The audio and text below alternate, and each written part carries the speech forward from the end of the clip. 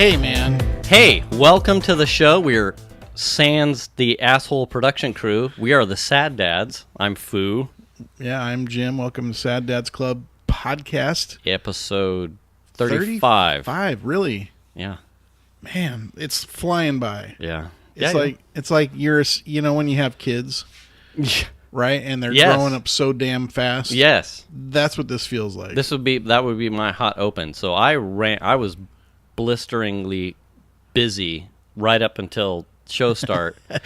True. Doing dad stuff. Work ended. Yeah. I came outside, got as much as yard work as I could in, shucked the clothes, and then clothes on for the... Now, do we have video of that part? Not that part. Thank God. Yeah. What would be the last open house of Xander's elementary school.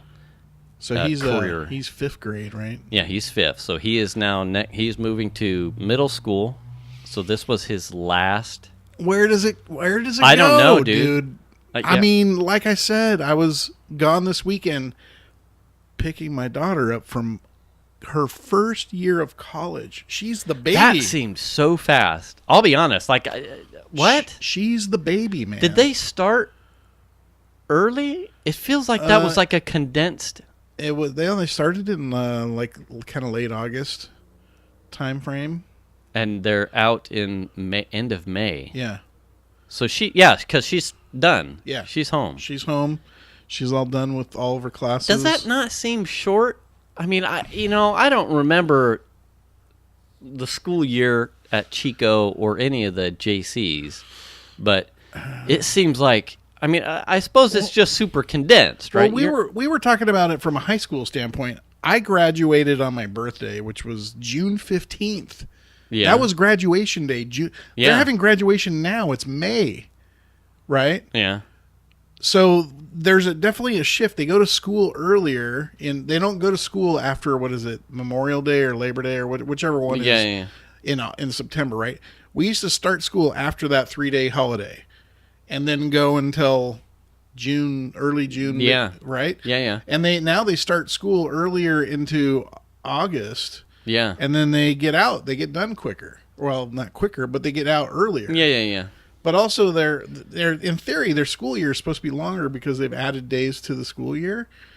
But it doesn't seem like that's necessarily the case. Yeah, because it seems like there are a lot more... It's just like it's shifted. Yeah, in-service days and whatnot. Yeah. But yet, at the same time, I can't say I recall having the amount of, sprinkle days off throughout the year that they do, but yet my school year was longer, and now they're saying but there's more school days. Yeah, it doesn't make any sense. I'm like, what? I don't know about that one. It always feels to me, as a dad... Oh, you have another day off? Right. Oh, yeah. You have what? Yeah. Oh, I'll be at work. I mean, because it's a work day. Yeah. But it's not a holiday. But yeah. You have a teacher in service day or some BS. Yeah. What is that? Yeah. Get on. But even, I think it depends on when they start because Melanie's boyfriend goes to UC Irvine. Right. And I think he started a couple weeks after her, after she did. I think I recall you saying. And then he goes and a couple more weeks still. So he's.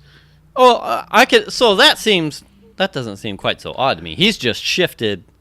Now, if he started 2 weeks later and. Well, even crazier is they use trimesters. They don't use semesters. They don't use. Thank you. They don't use semesters, so they're not a 2-semester, they're 3 semesters. Oh. So they pack classes in like crazy. The dogs are going nuts. Yeah, there's the delivery. Oh, is that what that was? Yeah. He's walking up the driveway and he's looking at me like yeah, he is always something. You want to be famous, bro? With our 53 people. Yeah. Yeah, they'll love Dernick you. Cam. Yeah, that's right. Hey, buddy. But Hashtag hi, Dernick. But it's kind of crazy. The whole school year thing seems to me, it seems shorter than when we went to school, but yet their summertime doesn't feel as long. Summertimes for us always felt like it was really long. Like it did. 3 months of summer, right? Yeah. But yet they go back to school.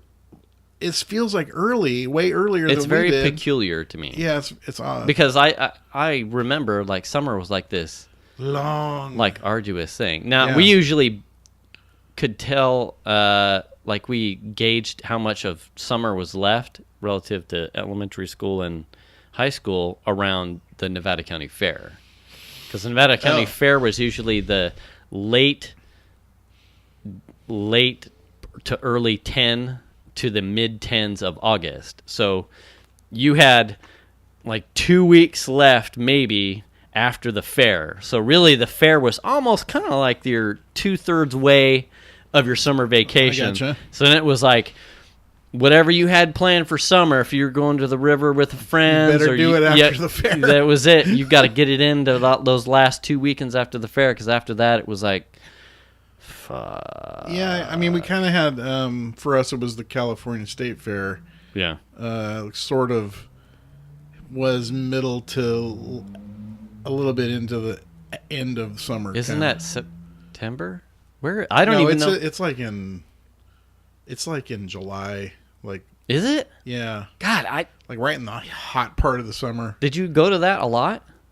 Not necessarily. I only think I went once or twice, and I'll be like, my perspective from going to like the Hicksville version up there in Nevada County, which was, when at that age I was more country than city.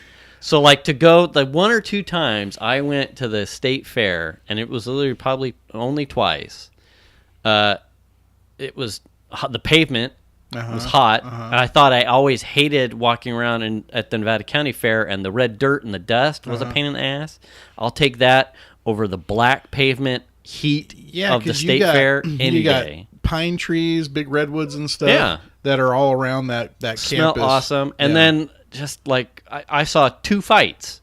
Like, man, that shit. If I can't say that I ever saw it, but in Nevada County, that should be over. It was probably at the beer garden, which I wasn't old enough to be hanging out at. Right. And it probably was over faster than you could blink, because someone said, let's settle this over a beer and ride a Kubota. Well, the California State Fair has a broader draw, right? Well, yeah. So you're getting... So that was it. Like, the difference between country, and it was like, it's just too city. Yeah, like, absolutely. All of a sudden I missed the dirt. Yeah. I was like, this is out of my speed. I remember when my wife and I were like freshly married, and we went to the fair, and it was like, this is the last fucking time we go to the fair, because this place sucks. Yeah. And it was years until we went to the fair again, and we ended up having to go to the fair because Melanie was doing dance. And they would always book a thing at the fair where they would perform at the fair. Yeah. So then we ended up going to the fair every year for dance. Mm-hmm. And it's kind of, Yeah. I don't want to go. I don't want to ride rides. The food's way too expensive. Yeah. I'm not going to buy a hot tub. Yeah. You know what I mean? And I'm not going to sit in one. No. And I'm too old enough to sit on the tractors anymore. And everything's so damn spread apart, and you're just looking for buildings to go in for AC. That's kind of how it feels. Really, because it's just hot. Yeah. So, but we don't care much for the fair. In fact, if I don't ever go back to the state fair, I would be happy. Yeah, me too. Yeah. Now, as opposed to, like, my dad will always remind me about the Nevada County one. And I'm laughing because I work up there, and everybody talks. You going to the fair? Going to the fair? You know the fair? It's this weekend. So it's one of those things as an adult that I now realize that I didn't appreciate enough. Obviously, I think our conversation probably keyed on it, but it's just relaxed and laid back. It's a gorgeous campground, fairground. Yep. And the things that they put on, it feels like home. because a lot of those buildings, I've like the school grounds and like all of the schools up there. I've participated in some of the baking contests that were there as kids. Like, I submitted cookies one year, I think, and blueberry muffins another year. I don't know if we ever did animals, livestock. Kelly might have. I can't remember 100%. Maybe you did house building. But we knew. Yeah. Fuck off. But Treat Street was always a cornerstone. Right. The Job's Daughters corn dogs. Chilling, riding zipper with your friends, and trying to win some cheap-ass toy for your girlfriend or whatnot. Now, admittedly, I haven't been there for the fair. I just haven't had the wherewithal to go. Yeah. But when I do go there, it's for the Celtic Festival. Yeah. You've mentioned that. Our big company party, we rent the back.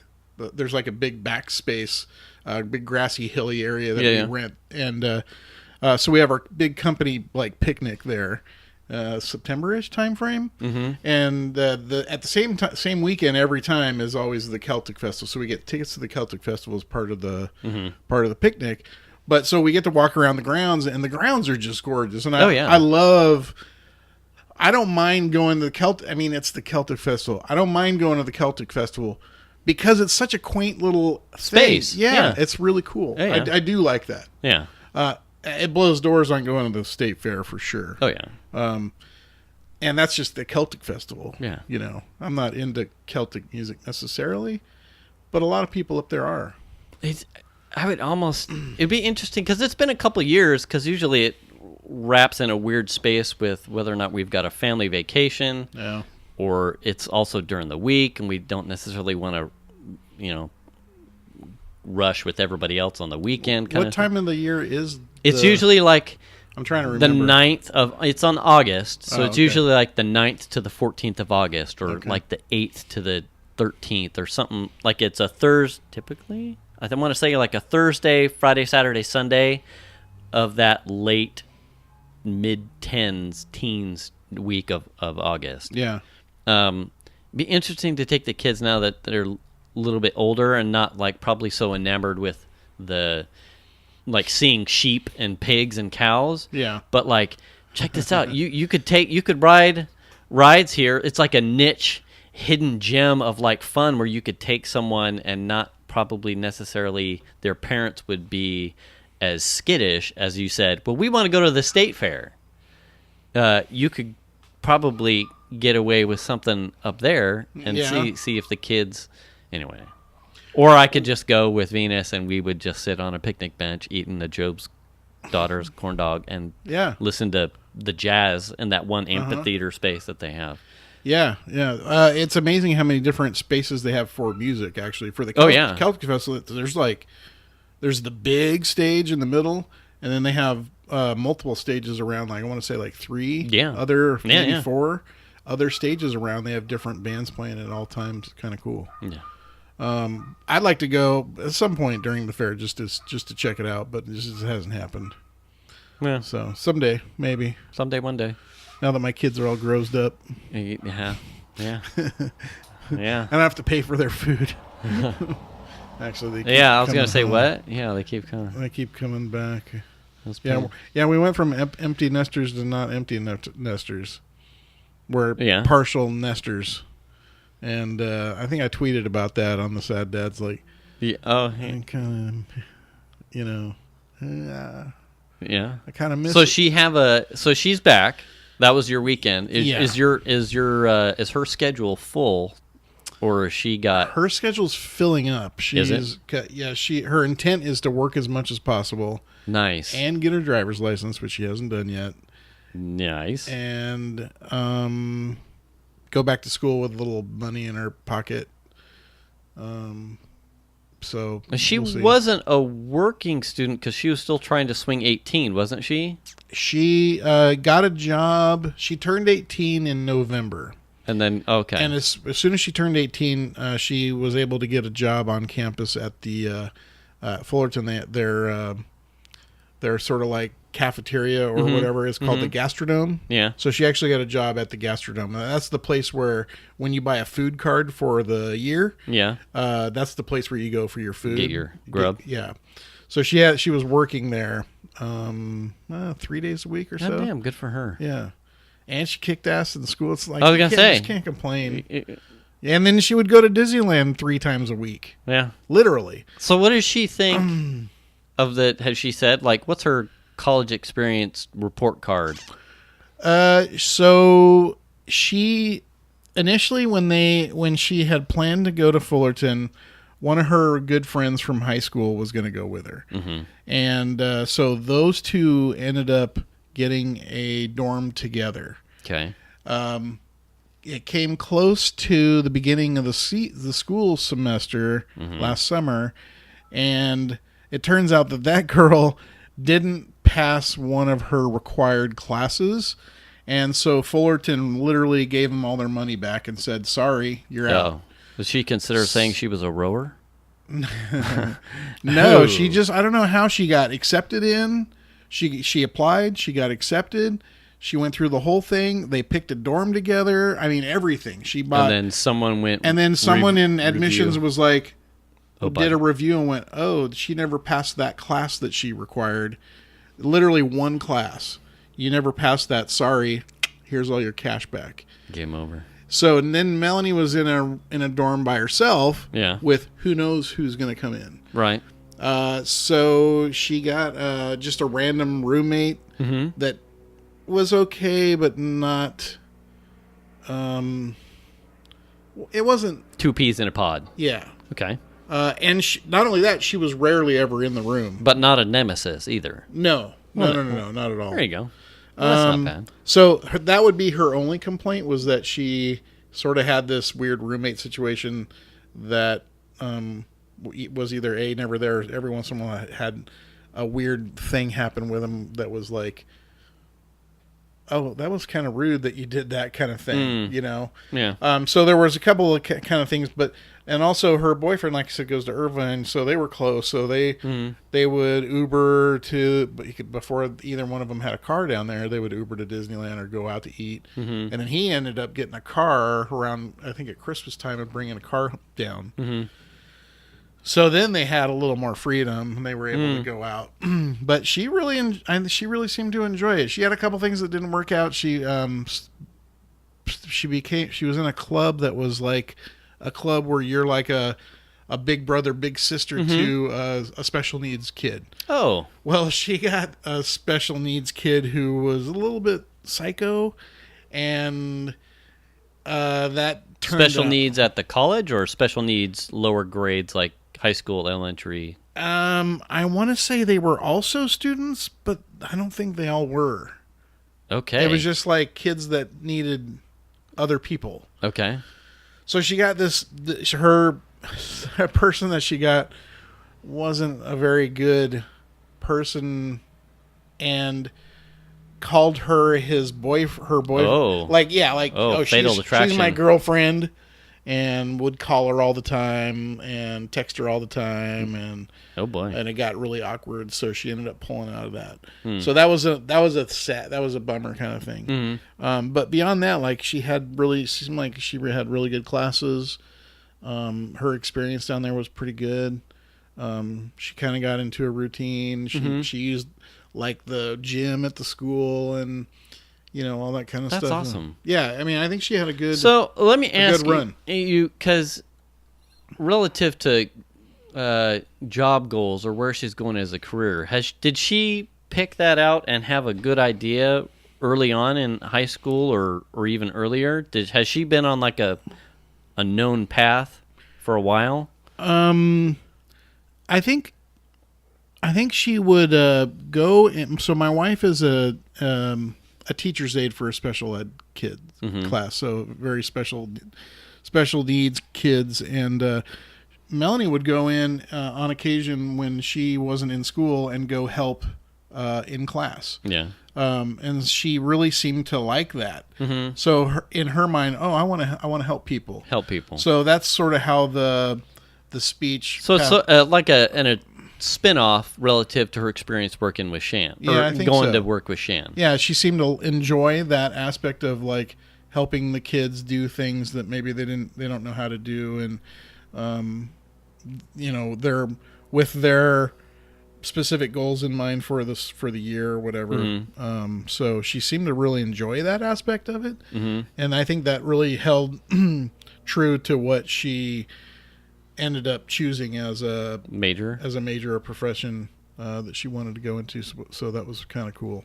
And then choosing a school based on that major specifically. Yeah.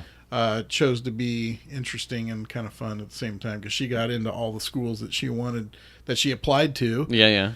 So then it's like, which one do you want to go to? You could have gone to. She could have gone to San Diego State, or she could have gone to San Francisco State. And I think the school that had the best program for her was like out of state somewhere, and I don't remember what school that was. So for her, that wasn't an option. She wanted to be in California, but I want to go to school. Yeah. Yeah. We couldn't convince her to stay and go to Sac State. Not at all. She was just like, no, I don't want to go to Sac State. I got wings, but not wings big enough for out of state. Yeah. So how about Southern California? Yeah, exactly. Yeah. And Orange County. I mean, I grew up in Orange County, so I have a lot of attachment there. I really enjoy that area. Mm-hmm. If I could move there, I would in a heartbeat. Yeah. It's expensive to buy homes down there.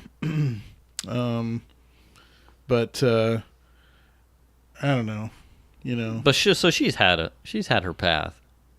Yeah, it seems like she sort of kind of knew, where Chandler, on the other hand, kind of knew, but I'm He's not still sure. feeling it out. Sort of. He knows he's a communications major.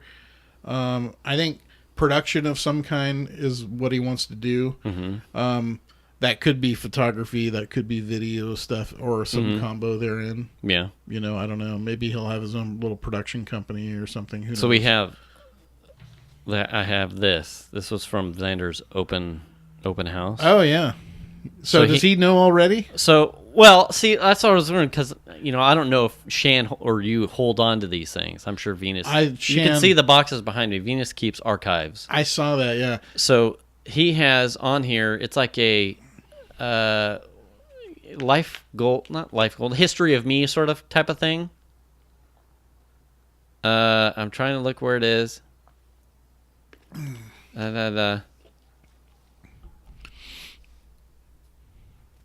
So I mean, man. I would think it would be pretty crazy for him to have any sort of idea of what he wants to do when he's in 5th grade. Here it is.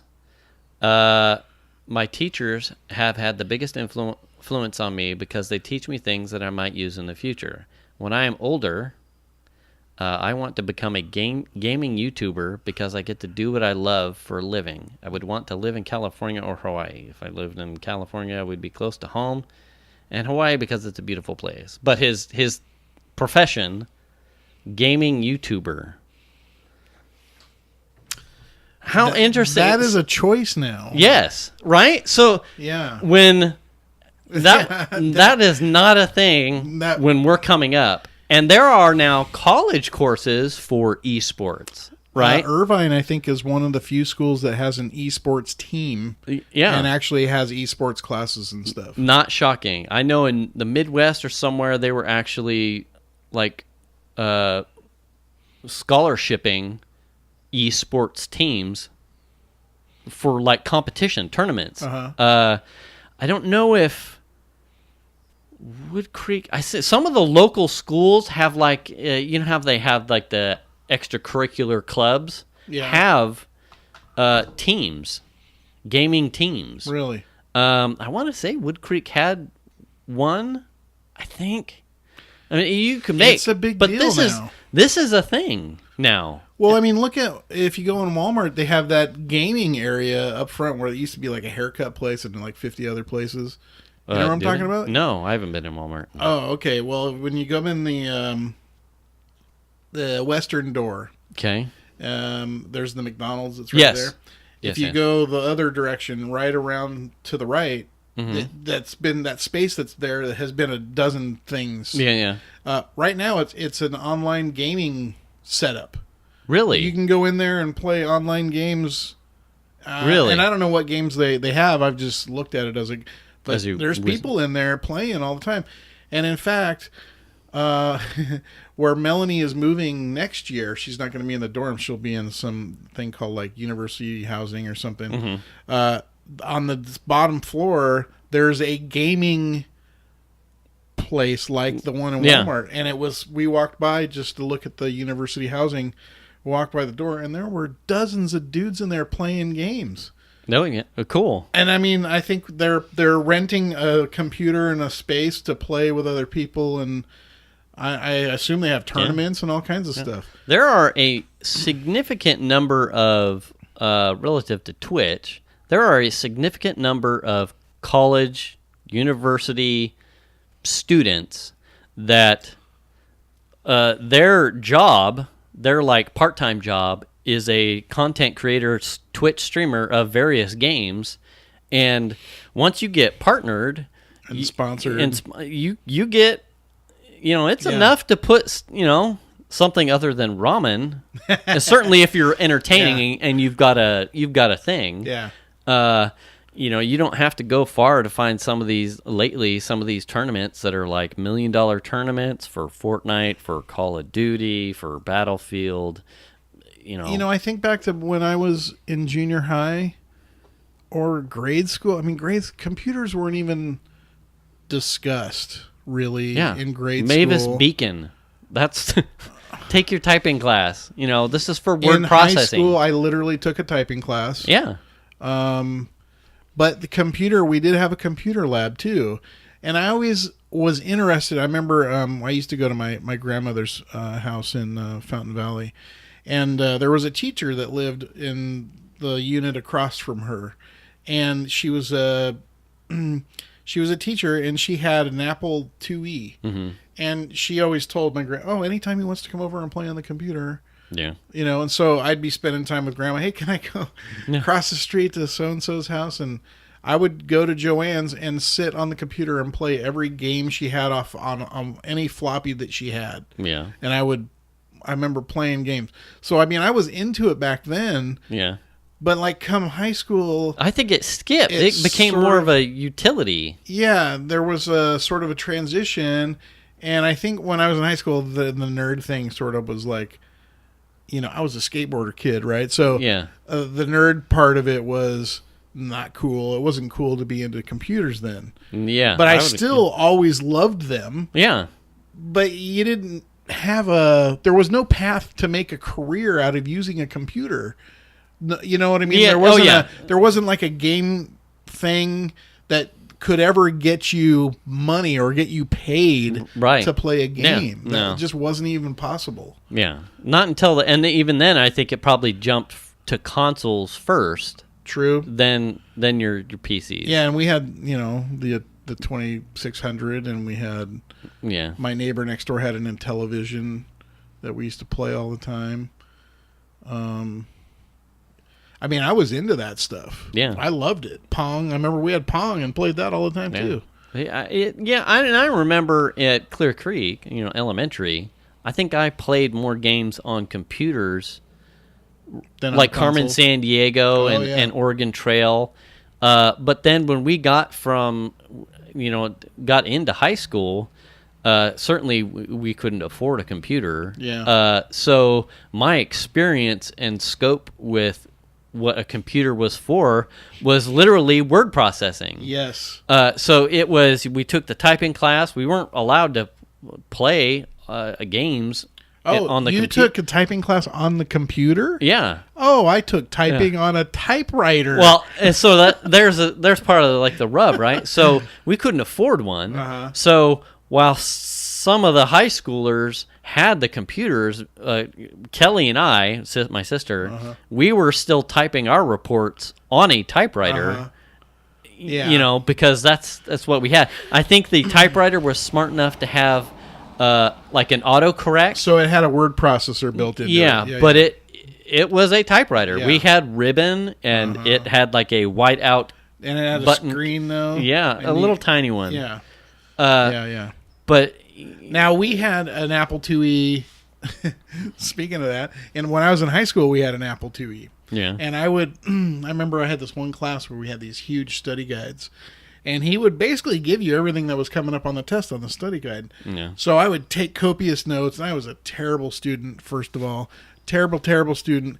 And I did not know how to study. Just, it never really clicked very well with me. Yeah. I wasn't an idiot. I didn't care enough to really put any effort into it. Yeah. But this class, this one biology class, I did not want to fail it for some reason.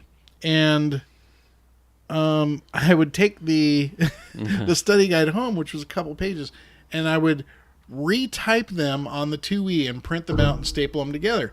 And then I would take that into class, and before the test would start, I'd put my study guide up under the desk and like pin it up. Press up with your knee. And then he would go through and pass the tests out, and I would pull it out and put it under my test so it just looked like it was part of the test because the test was thick. Oh, yeah.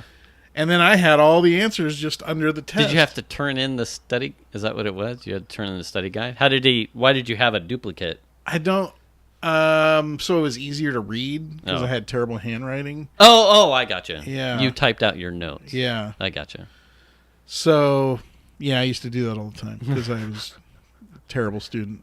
Anyway, don't do that. Don't cheat. Don't do that. Don't let your parents pay for your tests or SATs. Yeah. So, but anyway, but the whole computer thing, I really always had a love for computers. Yeah. And it wasn't until I got into college, and right when I got into college was the transition from film to digital. So I started going to Sac City College because they had a really good photo department. And what I mean by that is they had a killer black and white lab.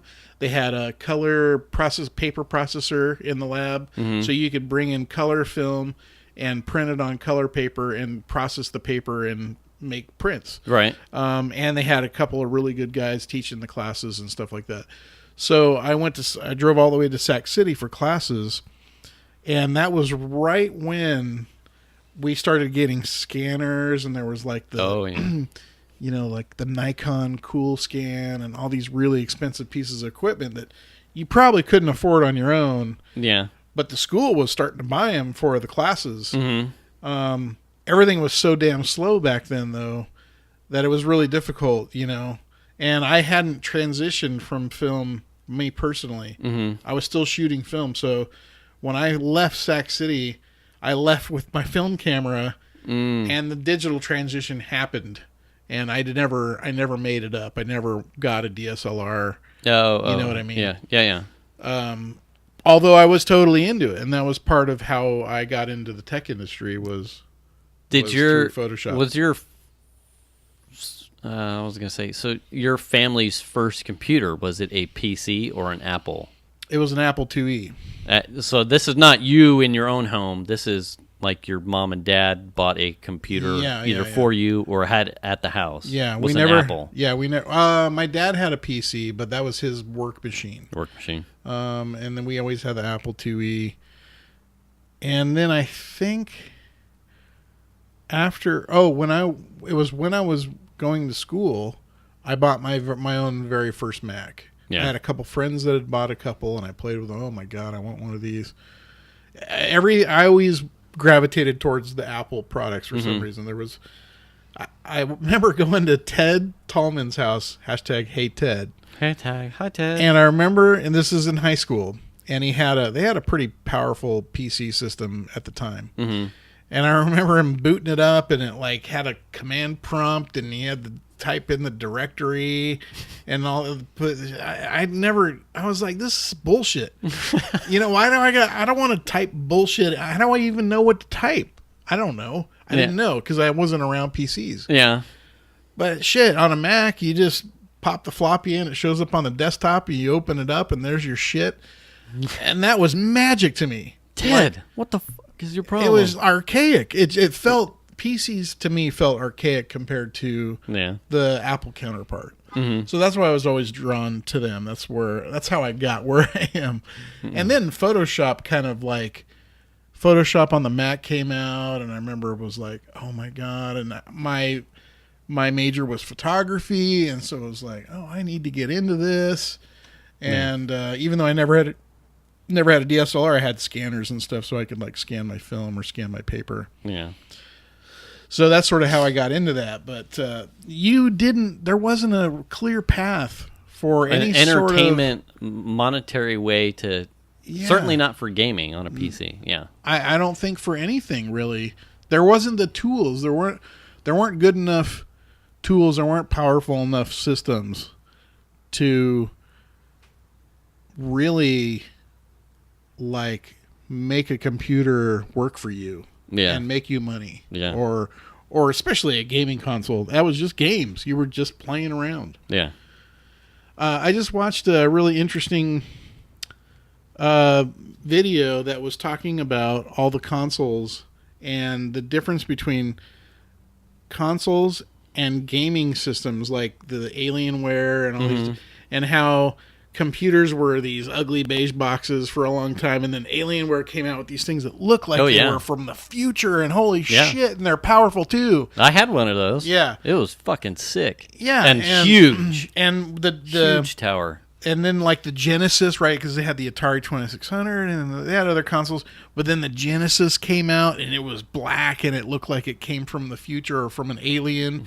And, so that was sort of the start of what gaming hardware looks like, and kind of evolved into what we have now, where you see people with like all these flashing lights in their PCs and like the colored liquid cooling systems and all that stuff.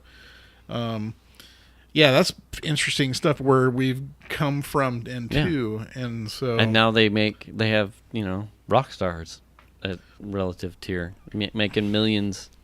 Yeah, that's crazy. I mean, they even have there's commercials that are not even gaming industry companies that use gaming industry stuff in the commercial. There's a commercial where the guy, I think it's a Holiday Inn Express or something, and he's like working out his fingers.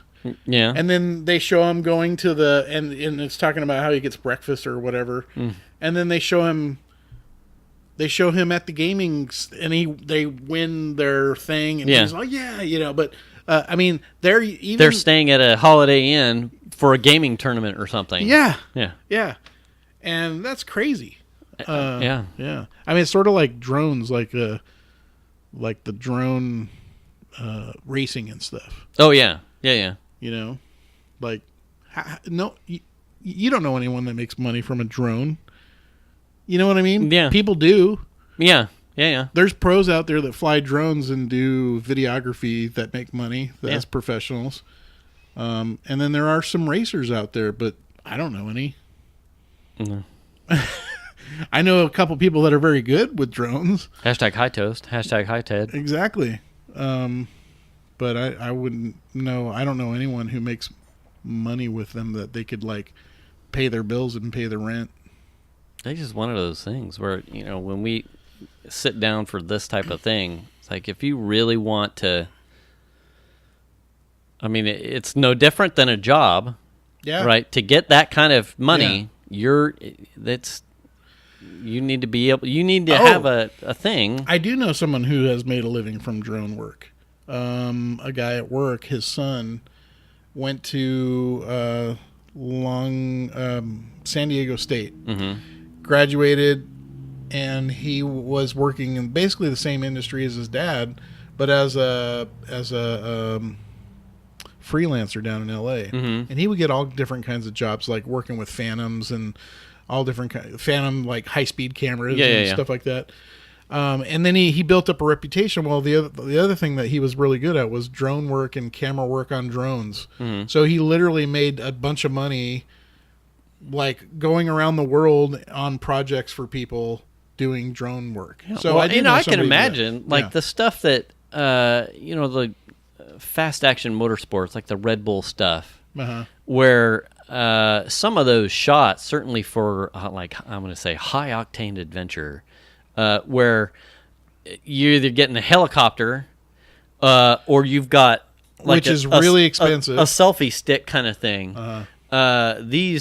being able as a photo artist to take a drone out there with relatively capable skill, you can get some very adventurous, very gorgeous cinematic shots. Oh yeah. That is that a helicopter kind of thing? Oh yeah. How did they get that shot? At a sub $2,000 investment, and you're going to get multiple footage sections out of that kind of thing, seasons, multiple footage seasons. Yeah. Out of that original investment. Yeah, I forget exactly what he was, but I know it was some cinema photography work for a film, stuff like that, where he had to go over to Europe for weeks. And when you're talking about that level, you've got guys who someone's flying the drone, someone's operating the camera, and you may have a gimbal operator too. Yeah. So this got 3 people doing 3 different things on this thing as it's moving around, and they all got to be coordinated together, or you can really screw the shots up. Yeah. But so I do know one person that has made money from drones, like that he's lived off of. I know Datas has done some stuff for a solar company, but that's very few and far between. Yeah. But good for him, man. He knows. He knows what he wants to do. I hope that happens for him. I'd be like, you come back to the office, I'll show you how to take some shots. Yeah. We do it on a podcast too. Well, I found, Chandler, I don't know if it's he was interested in the stuff that I was doing, or you know what I mean? Yeah. So I mean, that's same vein-ish too, Yeah. right? So there's a spinoff there. he definitely is interested in the photography stuff, the videography stuff. I mean, he grew up around me at work developing a cinema camera. Mm-hmm. So he's always been interested in the camera stuff from that regard. Mm-hmm. And then plus just being around all the video equipment that I'm around all the time has always piqued his interest because it's like high-tech stuff. But he sort of has gravitated to it because I think it's there's like I'm not sure what I want to say. Is it a prison? I'm making that a shirt. He's going to be in prison. Yeah.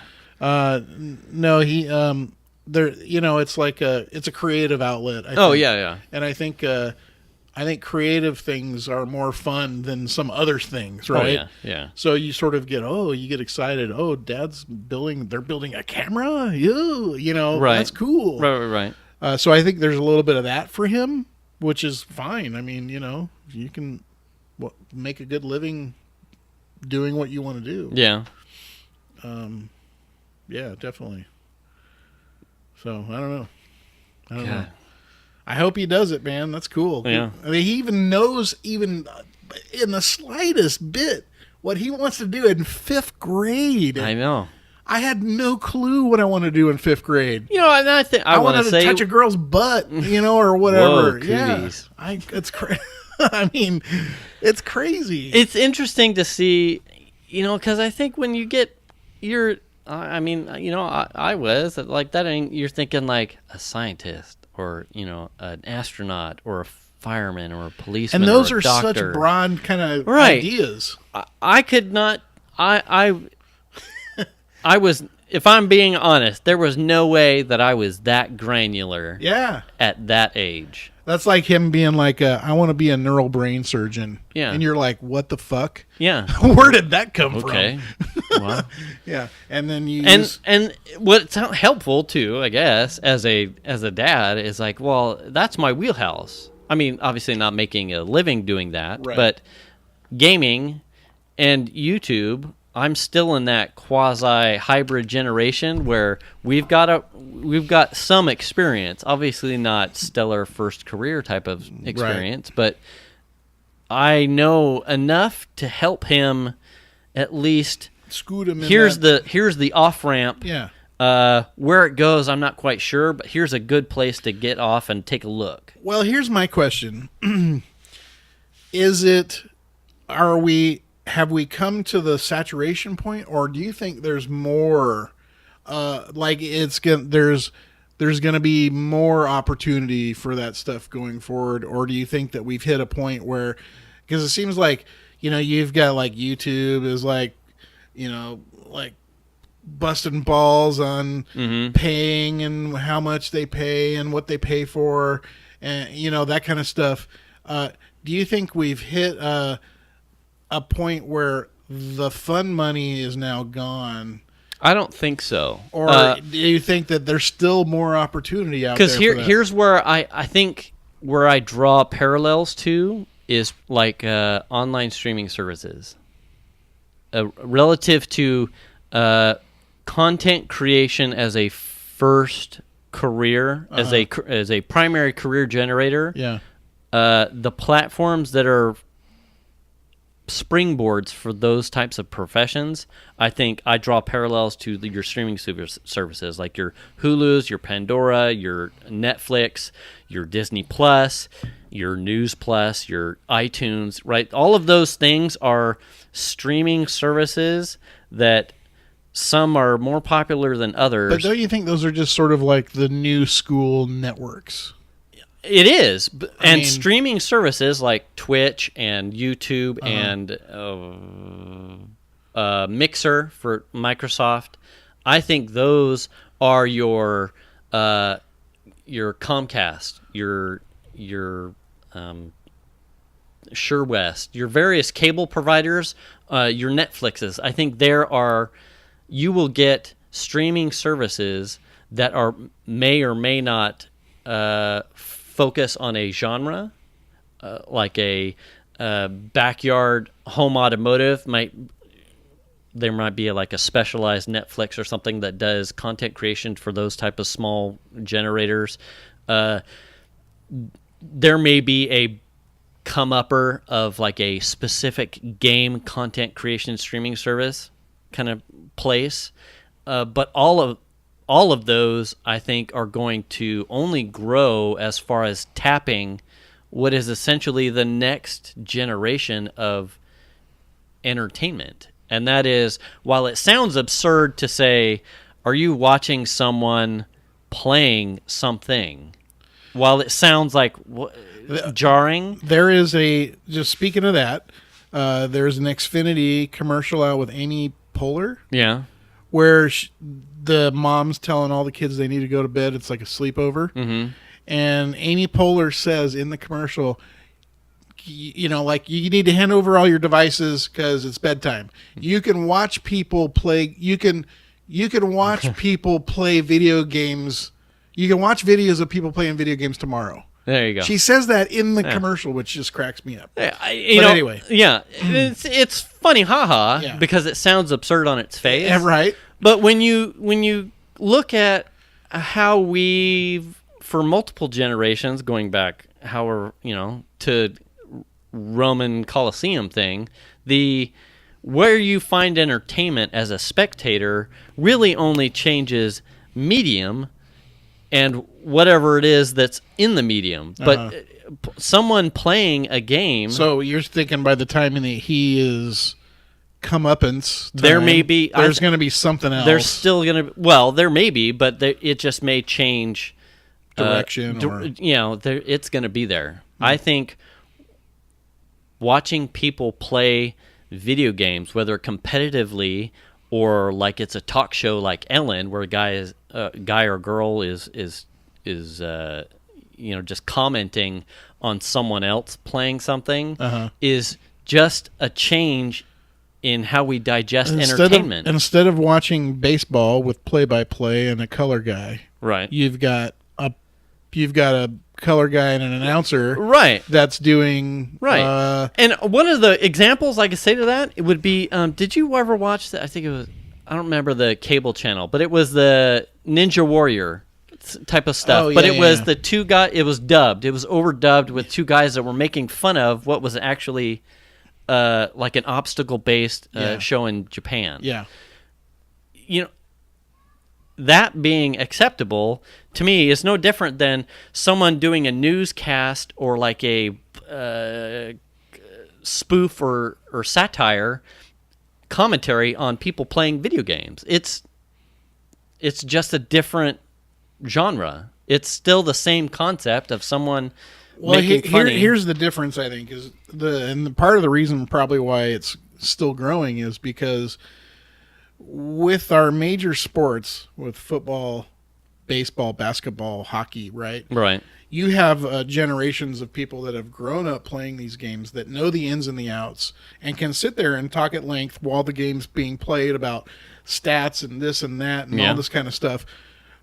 You don't have that yet in the gaming space. You're starting to have that now. Yeah. To a point to where you're going to have announcers and colorists who, instead of doing that for a football or basketball or they're baseball doing game, it for a game. Now they're doing it for a game that they know inside and out, and they know the players and their stats, and it's going to be the same sort of thing, but just video games instead of live action sports. I just watched a Destiny 2 tournament. They have like a PvP variant called Gambit, and the UK just held a tournament. I don't remember the prize pool, but it is broadcast, and these new arenas too. I think Vegas just put in, or they not just put in, but they've got one in Vegas. It's a full-on arena with multiple monitors, high speed. Oh wow! For everybody. They just played like a PUBG tournament, I think last summer, not just. But so these spaces for what you would think is a stadium for football or an arena for MMA or horse racing, all of these different things, they are putting in these locations for hosting 30 type of gamers with an audience. And then this Destiny tournament had commentary, and they were streaming it on Twitch like it was essentially any other sport, like a Super Bowl. It's on ESPN. Yeah. So you've got your commentators, and they're jacked into a feed of a Team A and a Team B. And it is no different than watching, the Sharks and the Blues playing semifinals for NHL Cup kind of thing. It's like, it's that we're there. Yeah. We're there. It's just how close they can start getting tendrils into the different age demographics. Yes. You got to get them earlier before. Yeah, I think we are probably on the top end of recognizing that it's coming, and likewise being entertained by it. I know I certainly am. Whereas my dad is more of the watching people play a game. Exactly. I don't know about that one. I think I'm on the edge of your dad, right? I mean, yeah. I mean, it's really, for me, I don't care to watch someone play a game. I don't want to even sit and watch Chandler play a game. You know what? Oh yeah. So, come watch me. That's just fine. Run around with my horse in Red Dead. And I'm like, I don't want to watch you. I would give me the controller. I'll play it. I'll try it out. But that's no different than you saying like you wouldn't sit down and watch lacrosse either. I have.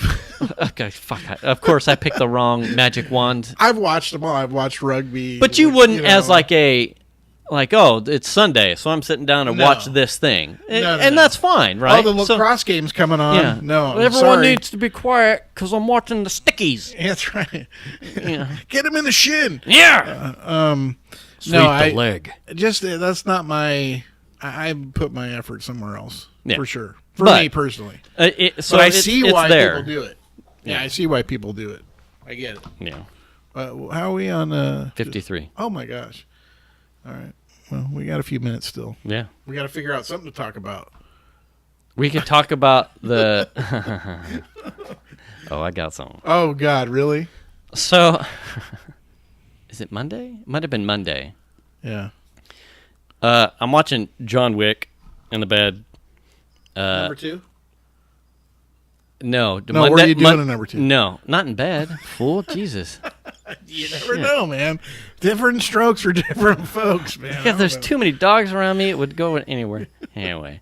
So I was watching John Wick. It was late. It just finished. I set the iPad on the thing. I'm done. I'm maybe an hour into being zonked. And I hear what sounds like something outside the bedroom window, like one of the dog's squeaky toys, and I was totally going to get a prop, but I was out of time. Okay. I would have bet money that it was one of the Shiny's long dragon like squeaky. I would have bet money on it. And I get up I shoot up out of bed, and I'm looking at the window, and I'm like trying to, like, I got Armageddon's up here in my armpit, and Shiny's over here on my right side, and I'm splayed like a fucking spatchcocked turkey at Thanksgiving. So Jax is in between my legs, and I'm looking at them. I'm like, did I imagine it? Like, did I not hear? And it hits the window again, and it's multiples. Squeak, squeak, squeak. I'm like, someone's dog got in the backyard and is playing with the fucking squeaky toy. Okay. And so now I'm perplexed because it's happened twice, so now I'm not imagining it because I'm not dreaming. And I'm looking at the window like I am confused as fuck. Like, what is going on? Okay. Whose dog would actually sneak into the backyard and play with a toy at 3 a.m? Okay. So the dog's finally like, well, I've got fucks to give. All like mosey outside, and I can hear them hit the pea gravel outside. I hear all of them go out the doggy door, the flaps, so I know they're outside. Yeah. I hear them hit the pea gravel by the door, by the bedroom window, and nothing. So they're not. So they're not barking. Not seeing something. They're not seeing anything. I don't hear like fast footsteps like they're chasing anything. Yeah. I don't hear growling. I don't hear shit. So I'm like, it got out. It left before they came outside. Then they all kind of mosey inside. Yeah. Armageddon takes off to the office. So I'm still sitting in bed and I'm looking. And Armageddon comes in, tears ass down to the office. Not tears ass. Heads down to the office. Jax comes in, gets back between my legs, curls up in a ball, and like, well, I'm done. And then Shiny comes in, but she's looking kind of weird. And she heads to the office, too. And normally she's just like, I want my blanket, come in, spoon. So I can't let this one go. So I get up. I'm buck-ass naked. But besides the peanut butter. Right, yeah. And I hadn't shat myself. I walked down the hallway to see if, like, maybe they stepped in something, because the way that she went down the hall, I was confused. It was not normal. Okay. So I'm looking like maybe she stepped in something. I'm like, something? Huh? She looks normal, but now she's like, what? Did I do something wrong? What are you doing? Armageddon has no fucks to give. He's like rolled up and back to sleep. I'm like, I don't know. Something's going on. Okay. So buck-ass naked. I go and get a flashlight from the kitchen. And are you sure you were holding the flashlight? Yeah, well, not the nightstick, the flashlight. So I make it out. I get outside on the patio, and it rained weekend, so the thing was cold. Yeah. So my feet are getting cold, and I'm finding a flashlight at the bedroom window wine barrel that's like right there, like looking for the squeaky toy. That's not there. And I'm half hoping that at this point, with me kind of flashing through the bedroom window, that Venus is going to get her ass up, and she's going to be like, what are you looking at? I'm like, I need some help. I'm naked, and I'm looking for some dog playing with the squeaky toy. What the hell? And I thought I heard rustling, but then I'm like, well, if something's fucking there, and I'm naked, I don't want it coming at me and biting the junk. Oh, yeah. That's so I was, at that point, I was like, I'm going back in. I'm done. And I go back in the house, and I get back in bed, and I'm just like, something's definitely out there. Something's fucking out there. And the dogs never went back out there. So Tuesday, I'm doing yard work. I weed the back, burning scrap wood. I had loaded up I'd pulled the cans in. I had been outside after work till about 6-ish. Whole time. And finally I decide, maybe there's like dog shit or footprints or the squeaky toy. I couldn't see it. I'll find something. Yeah. So I go back there to the thing and I'm looking. I'm like, there's nothing here. Yeah. There's nothing here. So weird. So I start trimming the oleander that's coming out of the barrel, and out of the corner of my eye, I see there was a lid inside the wine barrel that was like a pitter patter for raindrops, and I see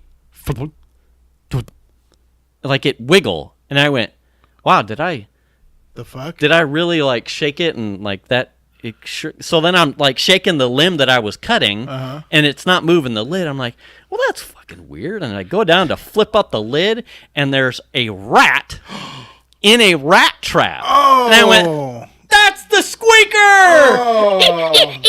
Oh, and I'm like, I yell in the house. I'm like, I was right to be scared about my junk because there's a fucking rat in the...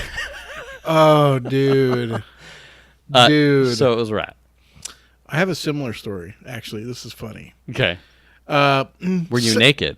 No, not. Okay. No. Here we go. So it was a Saturday morning, maybe about 7 o'clock, and I'm sleeping, and I start hearing the sound of it sounds like someone is. We've got stucco where our headboard would be on the other side. Okay. Sounds like someone is dragging a stick up and down the side of the house. And I'm like, what the fuck? And I sit there and listen. Neighbor really wants you to paint. This was a while ago. Okay. And I'm like, what the fuck is that? And now I'm awake. And I'm the same thing. Did I hear that? Or was it, sure enough, you hear it again? And so there's 2 windows on that wall. So I stand up on the bed and I get up to the window and I peek out and I hear the sound, but I don't see anything out there. And I'm like, the fuck? And this is on the side of the house. So not a lot of space? No, you just got like the little 6-foot. Yeah. And so I'm like, what the fuck is going on? And I hear it some more. I looking out there and I don't see it.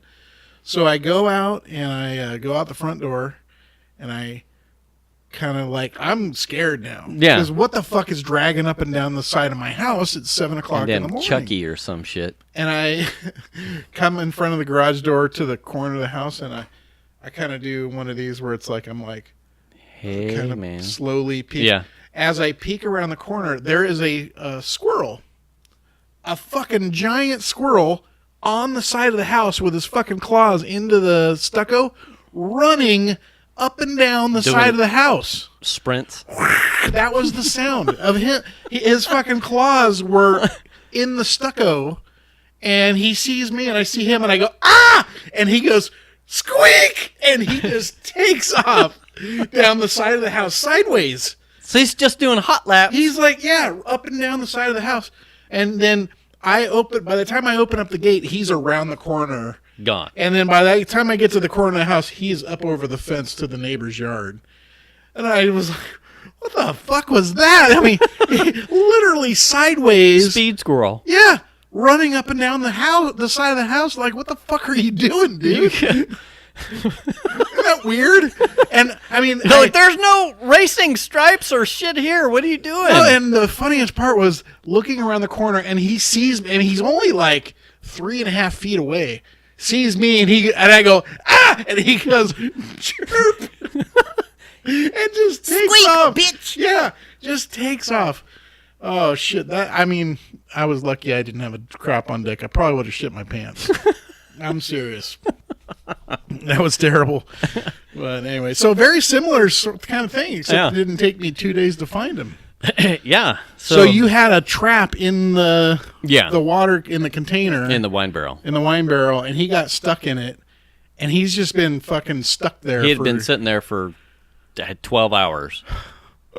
Oh, man. Yeah. So would you just wait for him to die? I double bagged it. Well, how'd you get him out?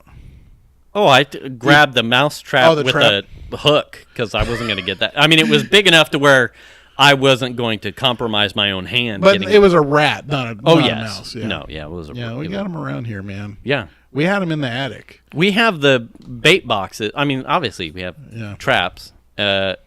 We've caught plenty. Mm-hmm. So we had them all.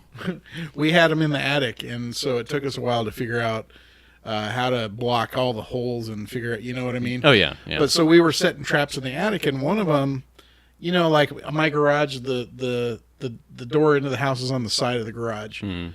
Well, I had set a trap on the drywall right above that door. So on the actually, there's no above our garage where it's drywall. There's no insulation. Okay. So I had set a trap right above the door, and my wife, this is a few years ago. My wife and daughter and I were standing on the other side of that door in the house in the kitchen, and we're having a conversation, and all of a sudden you hear snap, and then like you could hear the trap being forced rat jujitsu to roll over, and I'm like, and the girls look at me like, and I'm like, oh, it's happened. Yeah, I'll get that tomorrow. I'm not going up there tonight. Yeah, I'll wait till it's fucking dead. Yeah. I double bagged them and put them in the garbage. I remember the first one we caught up in the attic. It got its on its head, right? Yeah. It's going for the peanut butter in the trap. Yeah. So it got its on its head, and I mean it was hanging off the trap this far. Maybe even longer with the tail. It was a really big fucking rat. Yeah. And I bring it down out of the attic, and I go to the garage door, and I knock on it. Oh! And I run back around the other side of the car, and I'm standing on the other side. Shannon opens the door, and she looks, and she's like, "What?" I go, "Check this out." And I just lift the fucking trap up like this, and she's all, and she could not believe how big that fucker was. Right. Huge. Yeah. With a big old tail. I mean... Yeah, they're big. Where do they come from? Old Roseville. They just come out of. They're like from New York. They're like Royer Park. Came out on a train. You know. Yeah. I don't know. Took the BART. Yeah. Yeah. We're going to California, everybody. Yeah, there's space out there. Yeah, we don't have to live in the sewers. I don't like them sidewalks. But we haven't had any in the attic. I think I bought this roll of mesh and went over every little place I could find an opening and like stapled a hunk of this stuff up there, and we haven't had any since. Yeah. So. Well, you put the bait boxes out. Like I said, once we put bait boxes out, we've lessened the population. Certainly to our space. It had just rained, so I imagine. Yeah. Well, I don't want them in the attic. No, yeah. We've never had them inside chewing wires and inside shit. The house. No, that's what the rabbits do. But outside, we've caught our fair share, like running along the fence line, so that's where a lot of the bait boxes are. Yeah. This is the first, I would say, in if not a year plus, that we've actually caught one. So relatively to our experience here at the house, we've either pushed them out. I would think the dogs would keep them away. God, our dogs are so fucking lazy. Well, I mean, not that they're chasing them, but it's like that too, like commotion, commotion and movement. And things they don't want to be around necessarily. I was going to say, Jax chases more airplanes than he does anything. Oh! Yeah. Fucking, really? I'm going to get it. A flying contraption. You got to think of what's going through the dog's mind, right? When he sees it. One day! He gets all excited. I want to be a pilot. Maybe that's what he's saying. I'm going to be pilot. Yeah, I want to be a pilot. Ah! God damn these paws. Take me to school. I want to go. I don't know. That's what he's saying. I wanted an education. No, it's not working out. I'm just wasting my life away in this backyard. God damn it. I want to be a pilot. All I do is sleep and shit. Wow. All right. Anyway, we're good. All right. We have hit our allotted time for this show. So that was a good one, though. That was a good one. Next week, we'll be talking about Will's spiders. Oh, God. Yeah. I hate spiders. Yeah, I hate spiders. I'm just kidding. Hashtag we love your argument. That's right. All right, guys. Well, thanks for listening, and we'll see you next week. Catch you next week. Bye-bye. Bye.